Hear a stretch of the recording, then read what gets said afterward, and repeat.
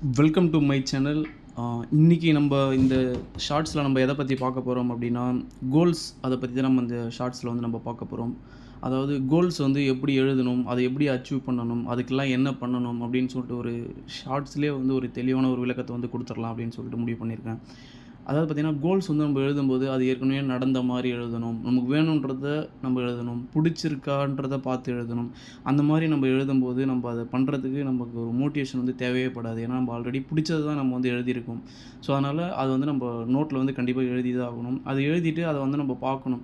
சரி, ஓகே, நம்ம இதுக்காக நம்ம என்ன பண்ண போகிறோம் அப்படின்னு சொல்லிட்டு நம்ம யோசித்து நம்ம அதுக்காக நம்ம ஒர்க் பண்ணுற மாதிரி இருக்கும். செகண்ட் பாயிண்ட் என்ன அப்படின்னு பார்த்தீங்கன்னா, அந்த கோல்ஸில் வந்து பெருசாக நான் நாளைக்கே வந்து அச்சீவ் பண்ணணும் அப்படின்னு நினைக்காம, அதில் சின்ன சின்னதாக நம்ம என்ன பண்ண முடியும் அப்படின்னு சொல்லிட்டு யோசித்து, அந்த கோல்ஸுக்காக நம்ம வந்து டெய்லியுமே நம்ம வந்து ஒர்க் பண்ண ஆரம்பிக்கணும்.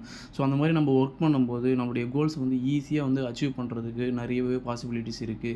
நான் நாளைக்கே வந்து அச்சீவ் பண்ணணும்னு நினைச்சோம்னா நம்ம ஸ்ட்ரெஸ் ஆகிடும். ஸோ அந்த மாதிரி இல்லாமல் கொஞ்சம் கொஞ்சமாக நம்ம அச்சீவ் பண்ணாலும் ஒரு நாள் வந்து நம்ம அச்சீவ் பண்ண தான் போகிறோம் அப்படின்னு சொல்லிட்டு அந்த ஒரு மனநிலைமையோட நம்ம வந்து அச்சீவ் பண்ணணும்.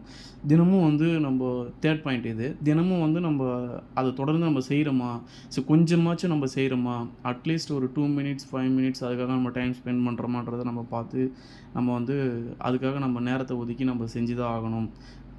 நெக்ஸ்ட்டு ஃபோர்த்து பாயிண்ட் என்னென்னு பார்த்தீங்கன்னா, டைம் மேனேஜ்மெண்ட். டைம் வந்து நம்ம கரெக்டாக யூஸ் பண்ணணும். ஏன்னா டைம் தான் ரொம்பவே முக்கியம். ஏன்னா நம்ம நாளைக்கே அச்சீவ் பண்ணணும்னாலும் டைம் தான் முக்கியம். ஸோ நம்ம எந்த அளவுக்கு நம்ம டைமை வந்து மேனேஜ் பண்ணுறோமோ அந்தளவுக்கு நம்ம கோல்ஸை வந்து நம்ம ஈஸியாக வந்து அச்சீவ் பண்ண முடியும். லாஸ்ட்டு ஃபைனலாக என்னன்னு பார்த்தீங்கன்னா, என்ன நடந்தாலும் நான் இதை வந்து நான் அச்சீவ் பண்ணி ஆவேன், என்ன தோல்வி வந்தாலுமே நான் வந்து அச்சீவ் பண்ணி தான் ஆக போகிறேன் அப்படின்னு சொல்லிட்டு முடிவு பண்ணணும். சப்ஸ்கிரைப் பண்ணிங்க. தேங்க்யூ.